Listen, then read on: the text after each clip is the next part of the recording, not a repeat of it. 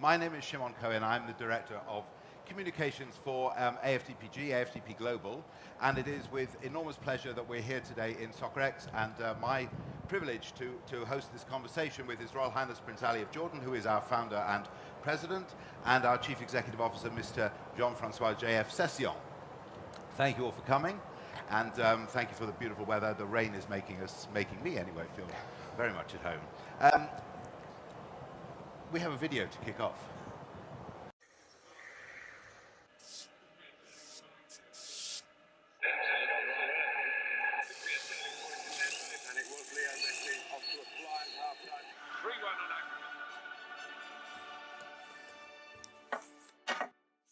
Hola a todos los fans del fútbol de Sotari. Soy Leo Messi. Espero que disfruten juntos del partido. Así que prepárense con sus amigos y familiares y disfruten del juego.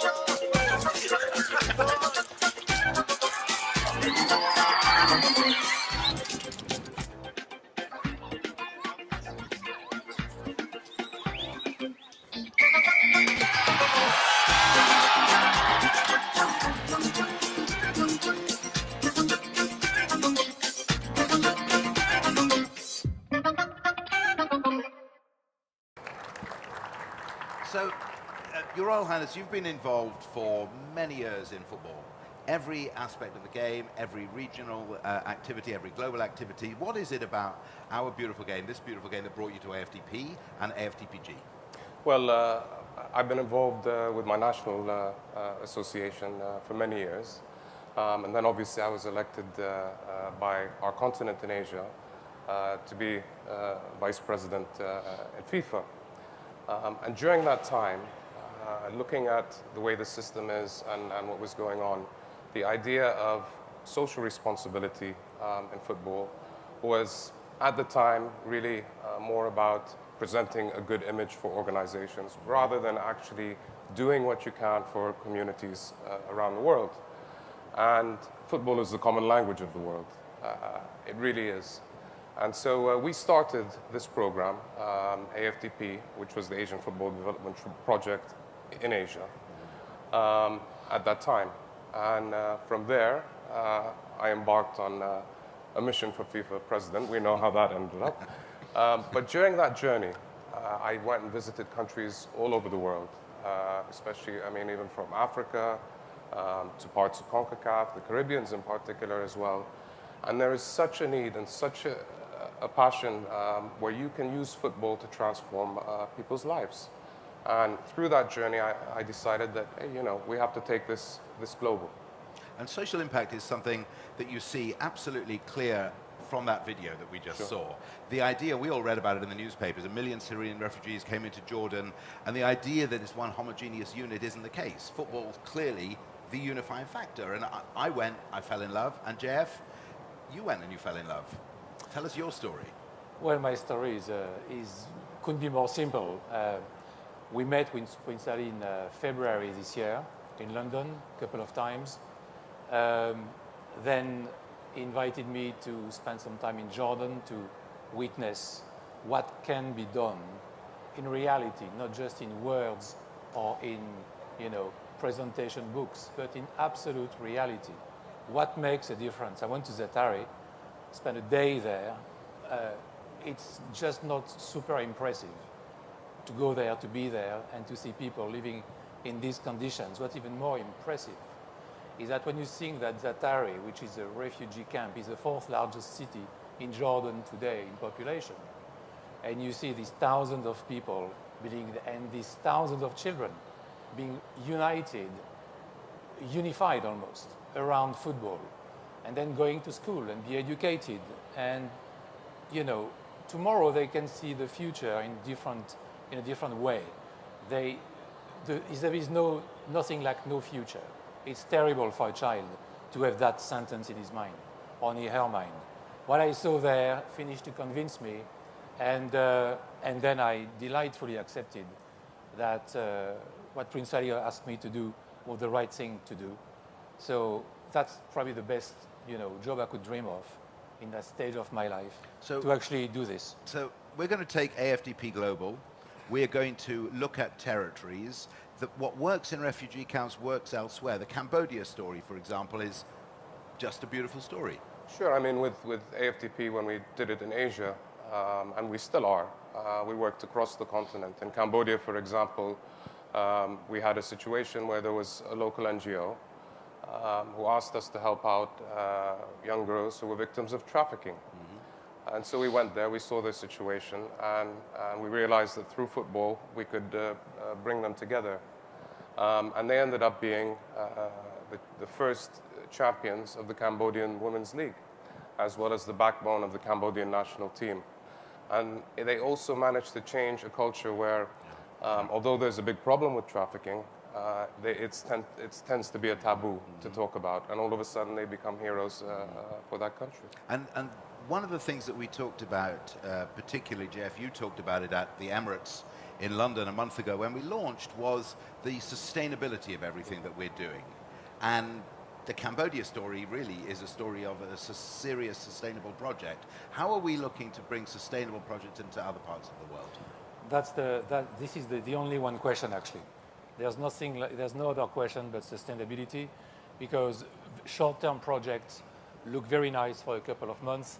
If nothing happens after this, you create more despair and more trouble to the children you brought a nice project to if there's no follow-up. So the point is, it's got to be sustainable.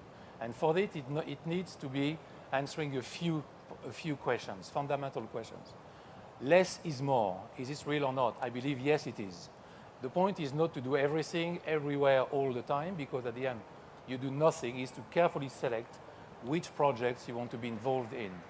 The second thing is, what is the social impact you are actually delivering in reality on the field every day to the people you do it for, i.e., most of the time, our target group, I could say it like this, I'm sorry for the expression, are the young boys and young girls and the young adults, male or female.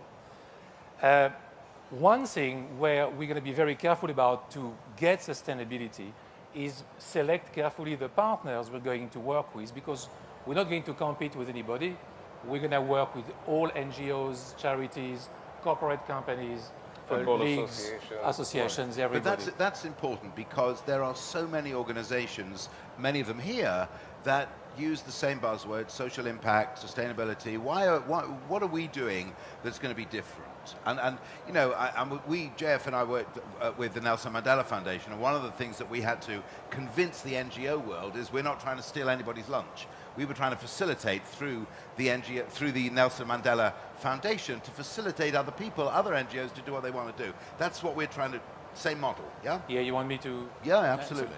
Well, what I really, really believe is that if you are selecting your project with the right people, and if you know exactly what kind of ultimate reach you want to get, it's going to be profitable for the people you do it to, and it's going to be sustainable. First, you need to invest in management. We have an amazing advisory board that, I should say, Prince Ali has put together. One of them is in the room today. We also have a great experience of running global companies, and we have experience of running, global projects in the various executives who are employing. So there's a moment where we're going to make the difference by being non-competing, being very good advisors, invest money, support people financially, select carefully, and follow the 3 pillars I discussed before: impact, partnership, and sustainability. So how are we looking to identify projects, Prince Ali? Well, the way you do it is to look at it case by case, and you have to do it on a case-by-case basis. And you can work with NGOs, with FAs, as we've said before. I mean, we've done projects, for example, in building pitches and giving football supports in remote areas of Bhutan. We've worked with the Philippines, where you've got thousands of islands, and they have problems connecting. I see the same problems with the Caribbeans, for example. So every place has its own specific case, whether it's for the boys or for the girls. And Jeff, we looked at a program even in London. Yes, even in London, funny enough, because, I don't like the fact that you say, poverty or war zones or unprivileged areas are only in some places around the world. They are everywhere.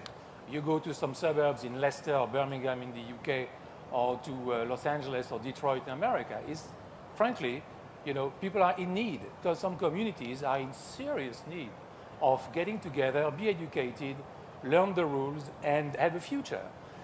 And it's not, it is really something where in the UK, for example, we've been approached by this Mexican NGO who start in the UK building academies for young female players, like 6 to 14 years old. And it's in Peckham, in South London. It's not in Ghana or in Malaysia. It's in England. And this is why I like when Prince Ali told me, let's make it global, because you can go anywhere around the world and identify a place with people who need to have their community unified, united, I should say, or transformed. And to touch on that as well, I mean, you want to do something that has an effect. With Zaatari in particular, it started by trying to get the children together through football, and also to teach them about mine risk awareness and other risks that they face when they hopefully and eventually end up going back to their country. And how does it fit with education and schooling? Well, very often what you notice is that, and this is what AFDP Global is about, is through football, which is a means to an end, you are reaching different segments of developing people. Education is one of them, psychological support is one of them, emotional rescue is another one. You go to some war zones, you see some 7-year-old children, they were fighting with hatchets 6 months before. Then one day they play football, they go to school, they dress, and they learn the rules of how to play together. That transformation is very simple, but this is what needs to be done. And education is completely part of it, because if people were more educated, there would be less war. So if you can educate children and tell them, drop the gun and take a ball and play, and go to school, I think if we can do that, that's fantastic. This is what we're here for. And one example of this is we're talking obviously of working with an NGO called War Child. Yeah. And they're reaching out in Central African Republic, and they realize that they want to rehabilitate child soldiers psychologically, and the only way they could get them in was to bring in football. So we're hopefully going to be working with them to provide that means so that they can attract the children. But again, that's the common language. And once you do that, they revert to being the children that they are, and they can grow in a much more healthy and developed way. And that's a clear example of how we're all intending to work together with NGOs on the ground, because we don't claim to have the expertise in every territory. There are other people who have that expertise, sure. But what we can do is open doors and develop what's already on the ground, and sometimes provide a structure. And it's that structure, isn't it, that we're really looking to achieve. And when we were looking at traveling the world for the FIFA presidential campaign, you talked about having people on the ground and in development offices on the ground, and this is an extension of that. Sure. And I think that also we are working. We have an agreement with the UEFA Foundation and with La Liga and others, and we want to expand on that as well. And a lot of these foundations, for example, the UEFA Foundation, came after AFDP started. So it's great that there's this movement, and I think we have to coordinate it. You find that there are NGOs working in different parts of the world, but they are not linked together, and I think we want to be a conduit to link everybody together in that respect. And absolutely, and one of the problems that we've all experienced and we all understand is the problem of accountability, which is why this is not a charity, It's not an NGO. It is, as Jeff, you keep describing to everybody, is a social impact business. Social enterprise. In social enterprise, you have social, which is what we do, and you have enterprise, which is what we are. And an enterprise is a business, and a business which obviously is a bit different to a commercial business, but it's run in the same way, with the same attention to detail, with the same transparency in the accounts, with the same way of explaining how and where the funds are used, and how then they create sustainable projects in time. So yes, I mean, accountability is fundamental in this world, because what we're essentially going to do is use some people's money to give it to some other people. And for that, you need to have a transparent process and therefore be accountable of what you do. And talking about money, where are we heading for in terms of raising money? Well, we have several routes to actually deliver this. One route, which is our major focus, is to create a social fund. Per se, it's like a social investment fund, if you want, and it is something where we're going to raise money through different corporates, different sponsors, different companies. We're going to tap into their CSR budgets, we're going to tap into their charity budgets, and we're going to build this amount of money, which in turn will help us to satisfy almost on time, live, any action we want to undertake at the time we want to undertake it. The second route is obviously the more obvious routes, which are now donate on the website, and this is something I would encourage anyone to put £1, £5, £10. The third route is to do some particular events, private events. We're in the States here. You can speak in dollars as well. Yes. Yes, but my friends here, who are intellectually astute people, can make a conversion 135 to 1 in a second. 129, Brexit 129. went really badly last night. Teresa did well last night then. Yes, so this is how we get the money.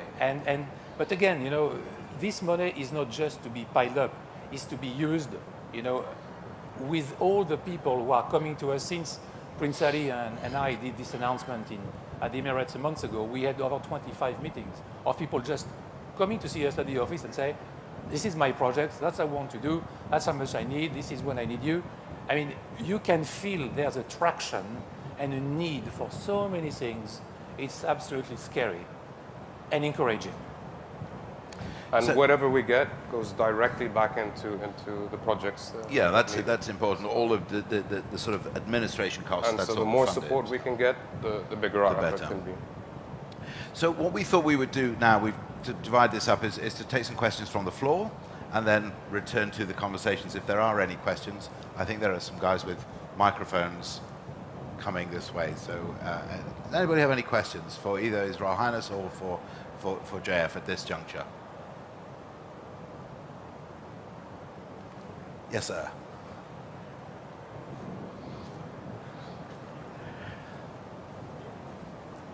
Hello. Are there any current efforts going towards marketing? And if there are, what is your perspective on spending money on marketing? How much? And just any feedback you have in that area?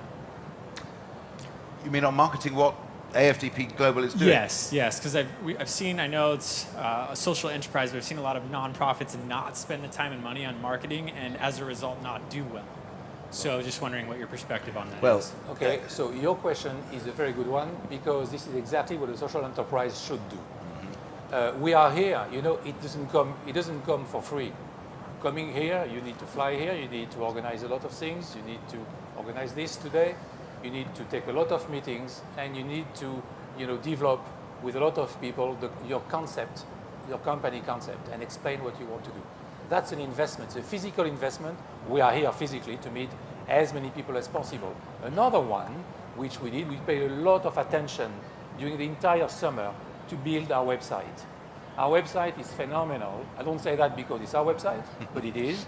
The navigation is fantastic, the content is second to none, and every number, every letter on this website has been checked, it's accurate, it's just one of the most brilliant websites for a social enterprise. So this is where we put our money as well. The third thing, we're doing this. Because after all, football is also somewhere, even if you're not a football organization, It's a means to an end. So we do these things and that we give away to some people as well. And I think also one of the main issues, and we learned this in Asia, because we started very small, but you build your reputation through your actual actions. We're not an NGO that's going to talk a lot and not deliver. But I think that once we start doing the deliverance on a global scale, then that will propel a marketing scheme. But at the same time, if you have any ideas you want to share, we're always welcome to hear them. But I have to say that this is when Prince Ali said to me, look, to take this global, we're going to need to find a chief executive. And JF and I have been friends for years, and I'm sorry to embarrass you here, but now is the moment.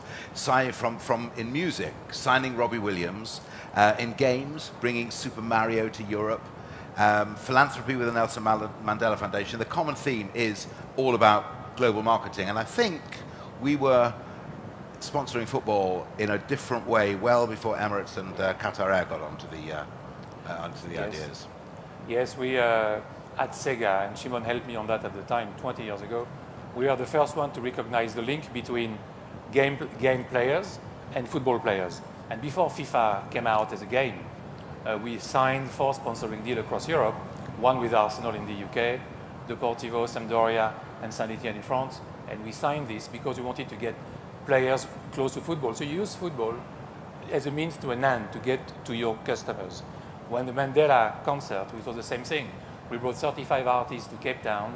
We had the first, Live Aid style concert organized in Africa. And Mandela understood that you take music, but it's a means to an end. The end is create awareness on HIV/AIDS. Here it's the same. Prince Ali has a vision. Football is a means to an end. The end is to transform communities around the world. So that's, if you want, the marketing approach we are taking along the lines, and this is where we actually understood each other well. But you can still give us additional advice. Where is here we are.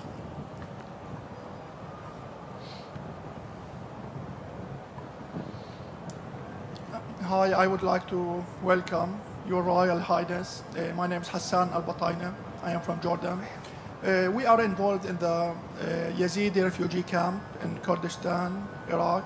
So we would like to be involved in this project. So what needed to be done? Well, we can talk about that, obviously. And I think we can talk about that afterwards, but we definitely want to hear about that and see what we can do in that respect. But thank you. We'll talk afterwards. There's another question over here.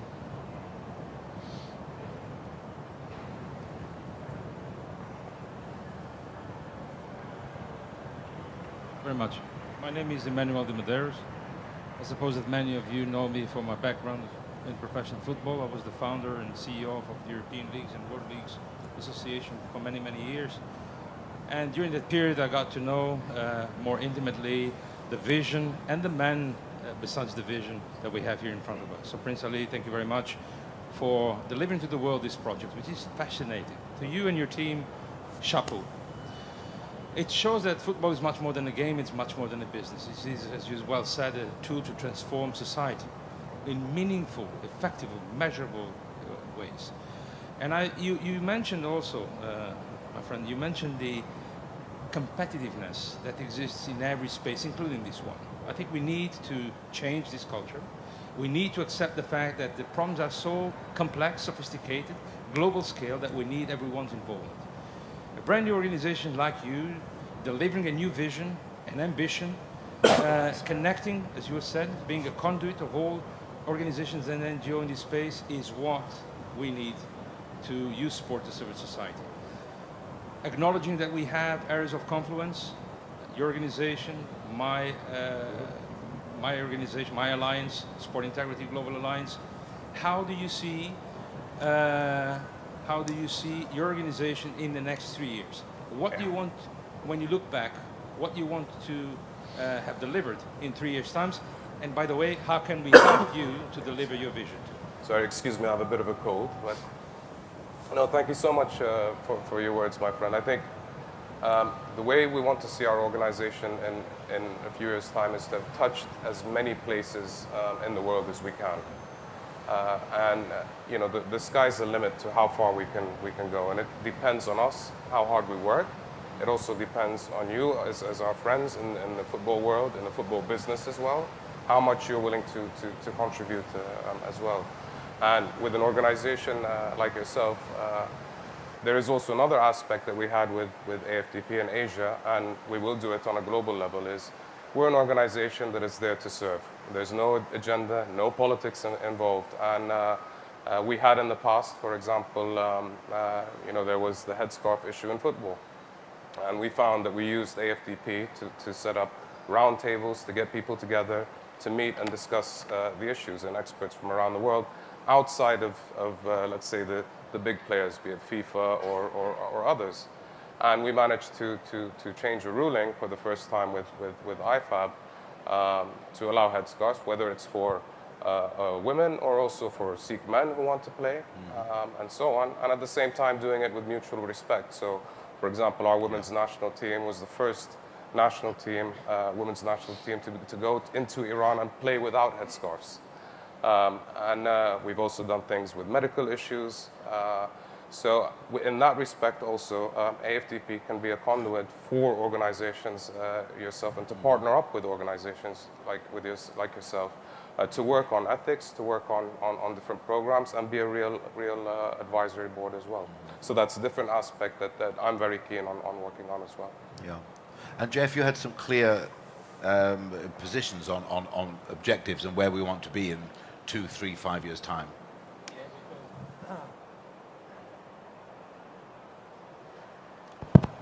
Thank you. I think they think the French speak too much, so.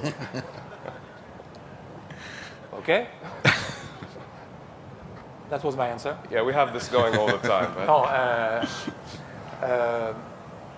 well, I'm not supposed to be the shy guy here, you know. So I'm going to say what we want to deliver, but that, you know, Prince Ali may not say, or may not even to recognize we're going to deliver this. I would like in 5 years from now, I would like AFDP Global to have fulfilled 2 essential missions. Number 1, for Prince Ali to be happy and satisfied that his vision has been carried forward exactly as he wanted it. So for that, I have to read his mind, and I have to deliver something that, you know, where you see the company going, I'm going to go. The second thing is in the French way. I'm sorry, I don't have, you know, to be shy, being who I am. I would like to be able to AFDP Global to be recognized as an absolute super force in the social enterprise world, and one of the key companies, one of the companies with the most influence, the most integrity, and the most results. And this is what my mission is going to be in the next 5 years. And clearly there is a need in pretty much every territory, and that's what we've learned. I think there was another hand. Yes, sir.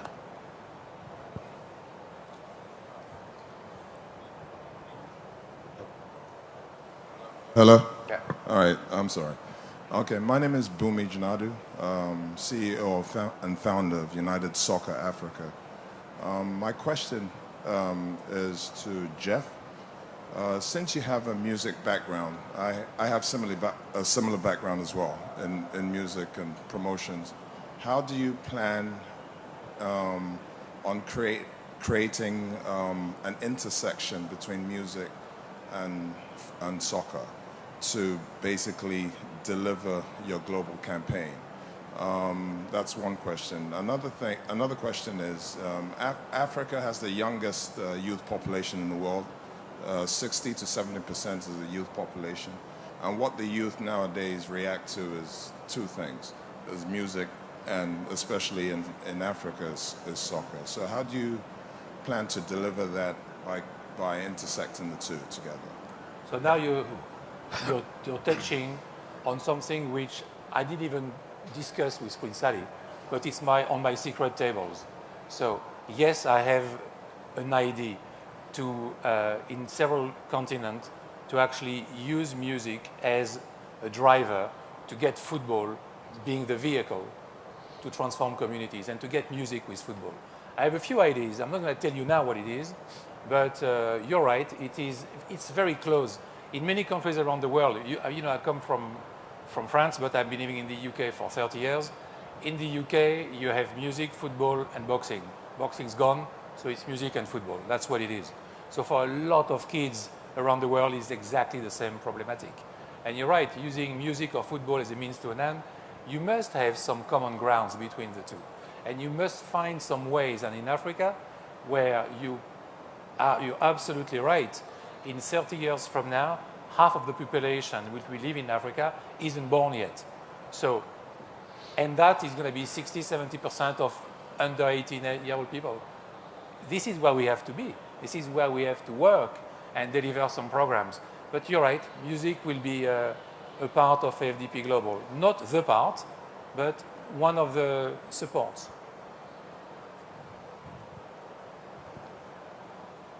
Yes, sir. Hi, my name is Albert. I'm with the International Federation of Corporate Football. My question, well, first of all, thank you for taking this initiative of talking about social change. I think it's a very important thing, and the fact that this room is full of people believing in this is a testament. I'd like to know what kind of efforts, what kind of programs have you put forward to help adults rather than just the kids to make change. There's empirical evidence that shows that children are primarily motivated by their parents. If the parents are active, so will the kids. If you can share on that. Yeah, and in fact, that's something that we addressed in AFDP a few years ago. Actually, that the focus is on youth, but also there isn't so much a focus on elder generations as well, and giving them a healthy lifestyle and a healthy well-being, especially in Asia, in many parts of Asia, where you do have a very growing older population. So that's something I think we definitely need to look at, and it's something I don't think that is looked at that well. So yeah, I think that's something that we will try and address as soon as we can. But we do need a lot of feedback and a lot of understanding because there are different dynamics across the world, and it's one way that we can address it. Thank you. Yeah. Hello. Hello. There we are. Hi.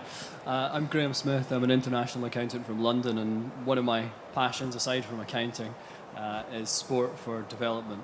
And I sit in a group that meets roughly quarterly, and we talk about different issues around the world and in the UK in sport for development.